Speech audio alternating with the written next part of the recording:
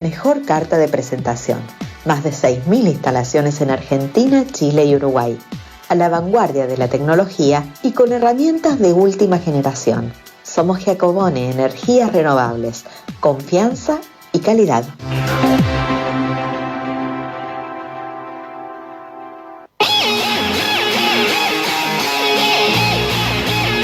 No solo se trata de contar lo que pasó, es preciso saber por qué. Póster Central. Periodismo en radio.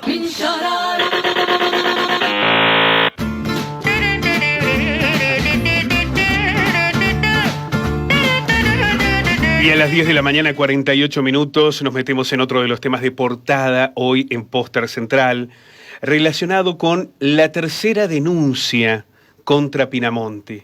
Un nuevo testimonio que revela las implicancias de un cura abusador sexual infantil.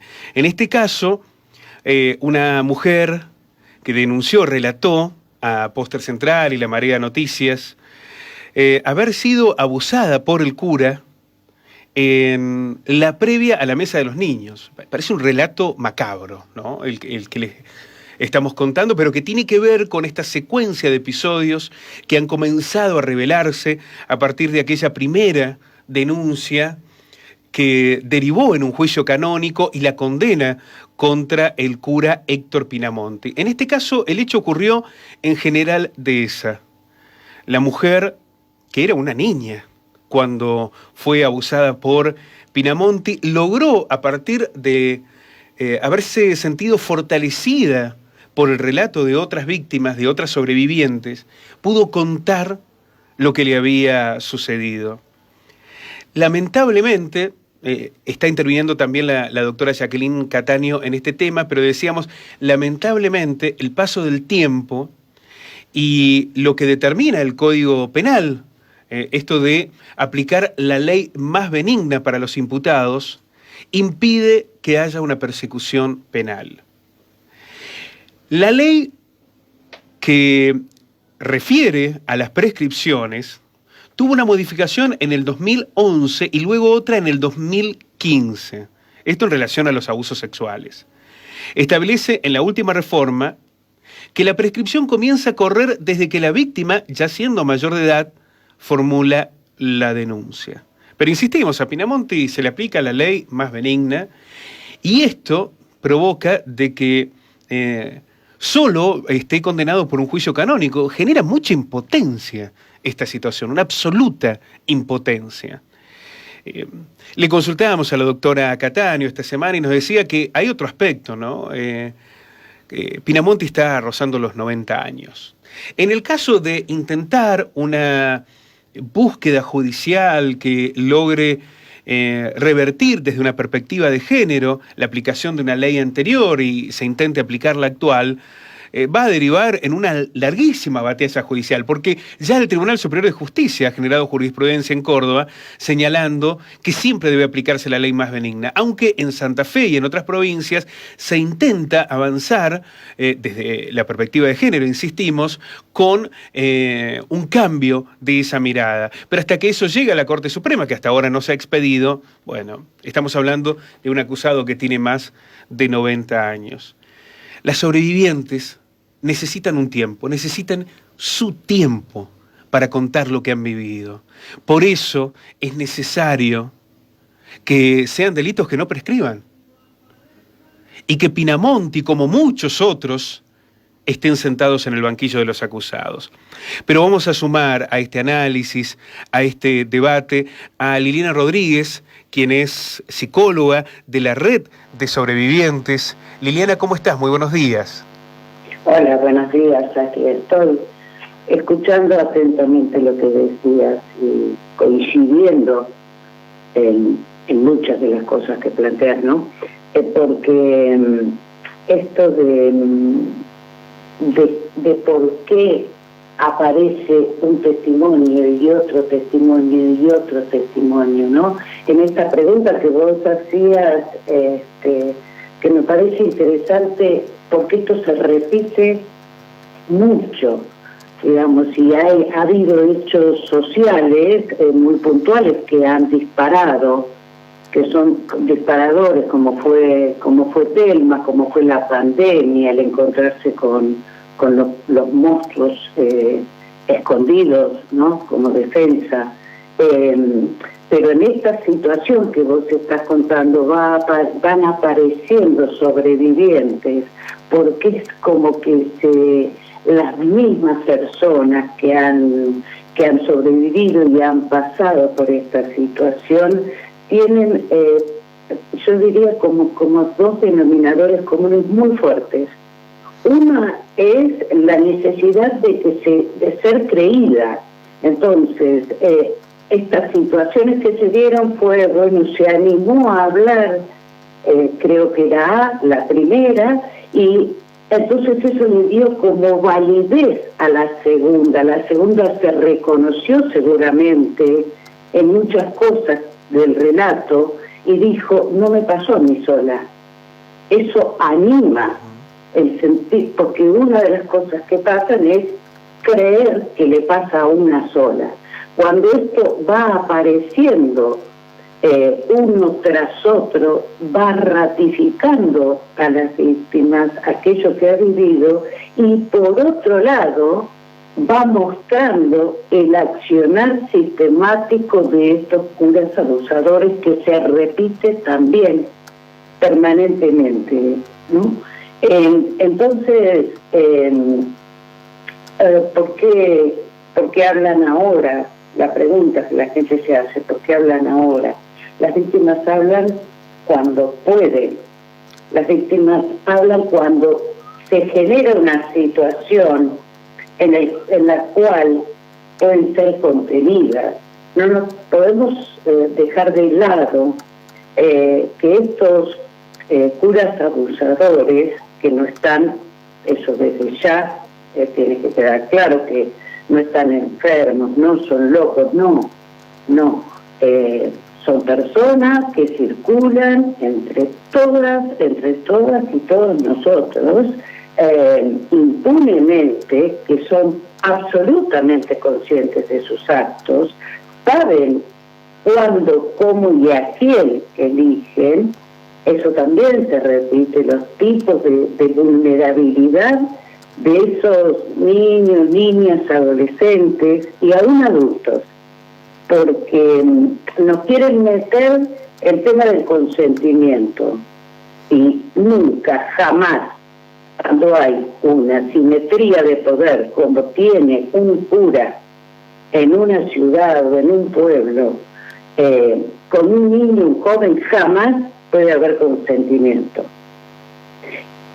Porque ese poder que fue estando, seguramente este cura, como tantos otros, que se apoya también, tiene sus puntos de apoyo en la convivencia, generalmente con la política, con lo judicial, van generando un poder en esa sociedad que son intocables, que hace como impensable que pueda suceder estas cosas. Vos hablabas de la crueldad, hasta dónde llega. Y esto es lo que cuesta a veces comprender, sobre todo para aquellas personas que tienen una relación, los fieles, ¿no?, los denominados fieles, lo primero que hacen es rechazar la idea y defender al abusador, porque las pautas son, hay que perder el pensamiento crítico. Pero convoquemos a pensar en términos de poder, si queremos, una niña de 8 o 10 años que es asaltada en el lugar que se supone que tiene que ser cuidada, es asaltada emocional y sexualmente, que le arrasan su infancia, que no entiende lo que le pasa, pero que sabe que lo que le está pasando no es malo, sabe que está sufriendo.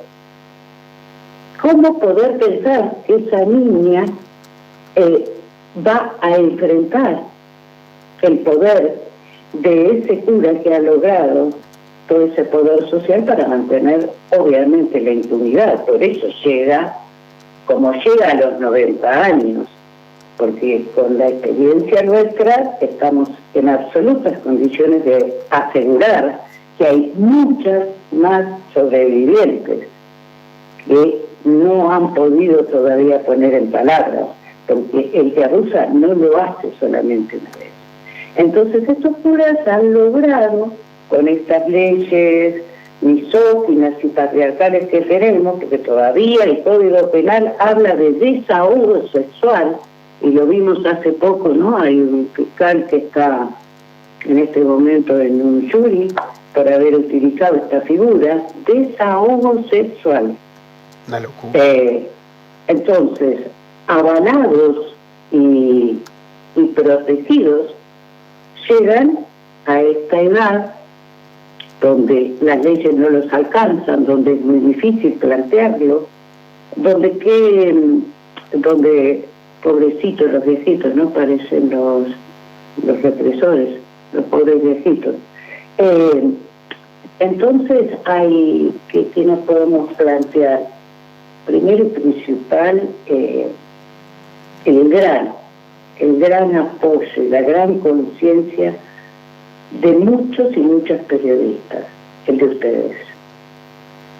Porque siempre lo que vemos en la red es que al lado de cada sobreviviente hay un o una periodista comprometido, que saca a la luz esto, que convoca a la sociedad a pensarlo, que es la única manera de poder hacer visible esta situación. Entonces el rol de ustedes es fundamental, porque quizás no llegue la justicia penal en este caso. La canónica, a nuestro entender, no sirve porque solo es revictimizar a las personas, ¿no? Pero lo que sí puede llegar y llega es lo que llamamos la sanción social. Y la sanción social también es reparador. Bueno, de hecho hubo este hecho tan importante en Zampacho, creo que es la ciudad, ¿sí? Zampacho. Claro, Zampacho, sí. Donde fue la marcha. Donde la sociedad se manifiesta. Eso es lo peor que les puede pasar. Yo creo que dentro de lo peor que les puede pasar es, por un lado, que los sobrevivientes se agrupen y que haya una red y que se apoyen y se acompañen. Lili, y lo otro que se haga visible. ¿Cómo se debe escuchar ese testimonio de la sobreviviente? Porque nosotros recibimos llamados con un tono absolutamente de presión de algunos curas que nos decían: no, pero fíjate que ella dice en el año tanto y fue en el año no sé cuánto cuando se fue, como exigiéndole a las víctimas que después de 20, 30 años, cuando logran la fortaleza para poder relatar los aberrantes abusos, deban adquirir una precisión casi absoluta, sacralizada, porque lo que en realidad están buscando es desestimar a la víctima, revictimizarla. Es una construcción compleja que va incluso hasta por partes, ¿no? Exactamente, lo que buscan es desestimar, desmentir, tergiversar en pos de salvar su propio prestigio, entre comillas. Una persona que ha atravesado una situación tan traumática como es el abuso eclesiástico, específicamente, que es lo que estamos hablando, tiene retazos. Esa persona, el aparato psíquico de esa persona, de las personas que atraviesan estas situaciones, necesita protegerse, y para poder protegerse es que no recuerdan, no van a hacer un relato coherente de fecha, horario, día, van a tener pruebas, testigos, jamás, porque esa es la característica que tiene esta situación. Muchas veces los recuerdos aparecen por situaciones que parece que no tuvieran nada que ver. Eso lo vemos mucho los que trabajamos en salud mental. Las personas aparecen con un malestar en los consultorios, ya sea emocional, físico, no entendiendo lo que les pasa, y por ahí estamos hablando de personas que puedan tener 25, 30 años, no entendiendo lo que les pasa, pero esas huellas que dejó aquel hecho traumático, quienes tenemos la mirada capacitada, podemos darnos cuenta mucho antes que la persona pueda llegar a reconocer que ha sido víctima. Entonces a veces los recuerdos pueden aparecer por una imagen en televisión que parece que no tiene nada que ver, por un olor, por situaciones que no se encuentra de dónde viene. Entonces pretender un relato coherente es nuevamente volver a victimizar, es poner en cuestión lo que esa persona ha vivido. Y también como red, y estamos cumpliendo 10 años de continuidad, digamos, del trabajo de los y las sobrevivientes, podemos asegurar que, así como hablábamos hace un ratito de las características de estos abusadores, podemos asegurar que no ha habido una sola situación donde los sobrevivientes mientan.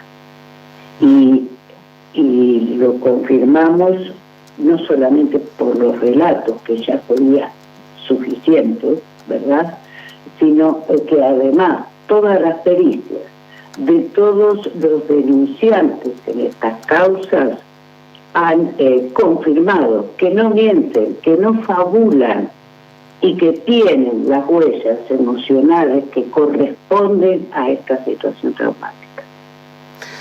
Quiero recuperar esta definición, Liliana, que nos decías al comienzo de esta excelente argumentación de los por qué, de los tiempos de las víctimas y del accionar de los esquemas de poder de la Iglesia, cuando decías, las víctimas hablan como pueden, cuando pueden y se sienten contenidas.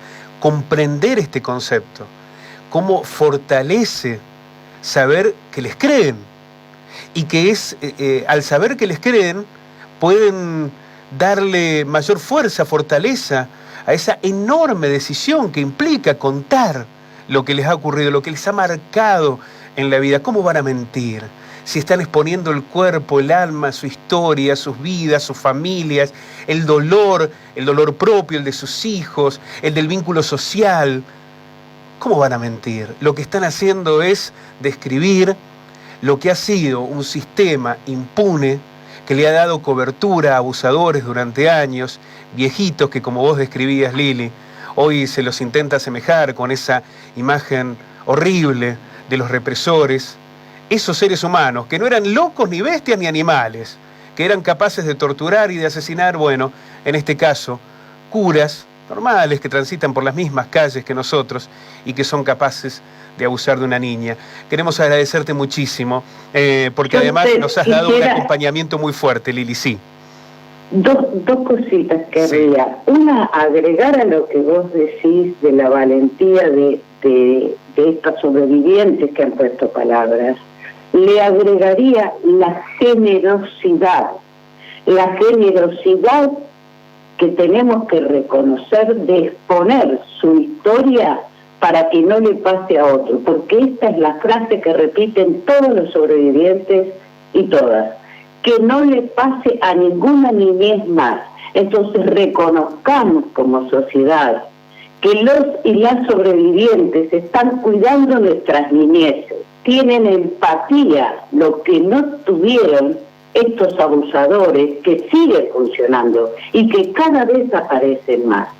Entonces, por último, te agradezco un montón y esta entrevista, el acompañamiento a esta lucha y la red a disposición de todos y todas aquellas que tengan alguna duda, algún recuerdo, necesiten hablar con alguien. Bueno, los brazos abiertos a recibir, sabemos de qué se trata, vamos a respetar y a reservar sus datos, pero acérquense. Ese sería el mensaje. Liliana Rodríguez, psicóloga de la Red de Sobrevivientes de Abusos Eclesiásticos de Argentina. Lili, un abrazo y muchísimas gracias. Muchísimas gracias a vos, que tengas buen día. Una explicación muy clara de los porqué, de los tiempos y del enorme coraje de 3 mujeres que lograron describir y relatar los abusos por parte del padre Héctor Pinamonti. 11 de la mañana, 8 minutos.